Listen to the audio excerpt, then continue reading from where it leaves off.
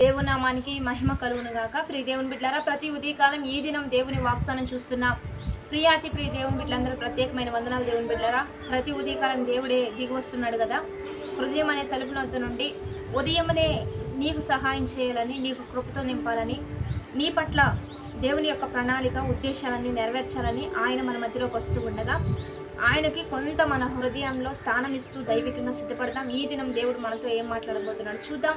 పరిశుద్ధ లేఖన గ్రంథంలో నుంచి ఇర్మియా గ్రంథం 17వ అధ్యాయము 7వ వచనం చదువుకుందాం. యెహోవాను నమ్ముకునివాడు ధన్యుడు, యెహోవా వానికి ఆశ్రయముగా ఉండును. వాడు జలముల యొద్ద నాటబడిన చెట్టు వలె ఉండును. అది కాలువల యోరున దాని వేళ్ళు తన్నును. వెట్టు కలిగినను దానికి భయపడదు. దాని ఆకు పచ్చగా ఉండును. వర్షం లేని సంవత్సరమున చింత నొందదు, కాపు మానదు. ఈరోజు దేవుని బిడ్డలారా, దేవుడు బలమైన వాక్కునిస్తున్నాడు. యెహోవాను ఆశ్రయించు వారు ధన్యులు. వారికి ఎలాంటి దీవెనలు ఉంటాయో ఈరోజు దేవుడు ఇస్తున్నాడు. మనందరం ఉదయకాలంలో యెహోవానే ఆశ్రయిస్తూ ఉన్నాం. ఈ దీవెనలన్నీ దేవుడు ఈరోజు నీకు నాకు దేవుడే అనుగ్రహిస్తూ ఉండగా దేవుడు ఏమేమి దేవుడు మనకు సహాయం చేస్తున్నాడంటే, యెహోవాను ఆశ్రయించు వారికి దేవుడు చూపే కృప ఏంటంటే, జలముల యొద్ద నాటబడిన చెట్టు వలె దేవుడు నిన్ను ఉంచుతాడు. మనందరికీ తెలుసు, ఒక చెట్టు జలముల యొద్ద నాటబడితే అది ఎప్పుడు ఫలిస్తుంది, అది ఎప్పుడు కూడా దీవెనకరంగా ఉంటుంది, పచ్చగా ఉంటుందని మనకు తెలుసు. రెండవదిగా, అది కాలువల యోరున దాని వేళ్ళు తన్నులు. ఈరోజు నీవు బలంగా అన్ని రీతులుగా విస్తరించే విధంగా దేవుడే నిన్ను వ్యాప్తి చేస్తానంటున్నాడు. వెట్టు కలిగినను దానికి భయపడదు. ఈరోజు శ్రమలు వచ్చినా, శోధనలు వచ్చినా నీవు యెహోవాను ఆశ్రయిస్తున్నారు కనుక నీకే భయము ఉండదు. దాని ఆకు పచ్చగా ఉండును.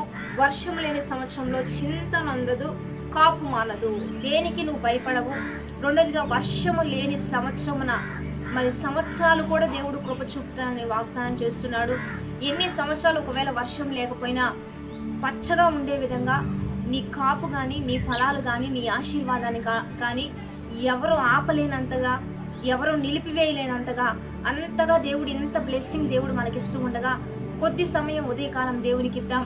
ఎందుకంటే దేవుని బిడ్డలారా, ఒక రోజును మీరు ప్రారంభిస్తున్నారు, ఒక గడియను మీరు ప్రారంభిస్తున్నారు, ఒక దినములో మీరు ముందుకు వెళ్తున్నారు. మీ పనుల కొరకు, మీ యొక్క ఉద్యోగాల కొరకు, మీ చదువుల కొరకు, మీ జీవిత విధానంలో మీరు ముందుకు వెళ్తున్నప్పుడు దేవుని సహాయం ఎంత గొప్పదో మీరు గ్రహించి యెహోవాను ఆశ్రయించు వారు ధన్యులని దేవుడే సెలవిస్తున్నాడు.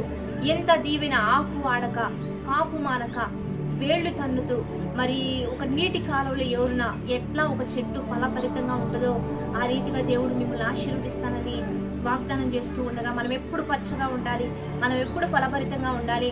వర్షం లేకపోయినా, పరిస్థితులు ఎలా ఉన్నా, స్థితిగతులు ఎలా ఉన్నా, మనకి దేవుని కాపుదల మనకుంటూ ఉండగా దేవుడు మన కృప చూపించి ఆశీర్వదించి లేవనెత్తబోతూ ఉండగా వాగ్దానాన్ని బట్టి ప్రార్థన చేద్దాం. పరిశుద్ధుడా, మహోన్నతుడా, గొప్ప దేవా, ఈ దినము మీరు మాకు ఇచ్చిన బలమైన వాగ్వచనాలు బట్టి నీకు మహిమ. ఎంతమంది బిడ్డలు ఈ వాగ్దానం చూస్తున్నారో బిడ్డలందరూ ధన్యులు అవ్వాలి. వారు నిన్నే ఆశ్రయిస్తూ ఉండగా వారు పచ్చగా ఒలీవ మొక్కల వలె ఆశీర్వాదకరంగా, ఫలభరితంగా ఇంకా ఇంకా అభివృద్ధిలోనికి వారు నడిపించాయా. వారి వ్యాపారాలు, వృత్తులు, చదువులు, వారి ఉద్యోగాలు, వారి కూడా కుటుంబ విషయాలు సమస్తం వర్ధిల్లాలి. సమస్తం దీవెనకరంగా మార్చండి. ఇట్టి ఆశీర్వాదంతో కుటుంబాలన్నీ నింపి నడిపించి కాపు లేని ఆ యొక్క భయంకరమైన వర్షం లేని సంవత్సరాల్లో కూడా వారు ఫలభరితంగా ఫలిస్తూ ఆశీర్వాదకరంగా ఉన్నట్లుగా సహాయం చేయమని ఈ దినము బర్త్డేస్, మ్యారేజ్ డేస్ జరుపుకున్న వారికి దీవెనలు, ఆశీర్వాదాలు దయచేస్తూ నీ నామానికి మహిమకరంగా ముందుకు కొనసాగించమని ప్రభువైన యేసుక్రీస్తు నామం పేరట అడిగి వేడుకొని ప్రార్థిస్తూ ఉన్నాము గొప్ప తండ్రి, ఆమేన్. మంచిగా లైక్, షేర్, కామెంట్ చేస్తూ దైవికంగా సిద్ధపడదాం, ఆత్మీకంగా బలపడదాం. ఈ దినము ప్రత్యేకంగా 45వ ఉపవాస ఆరాధన మనందరం కలుసుకుంటూ దైవికంగా సిద్ధపడదాం. Happy blessed day. ఆమేన్.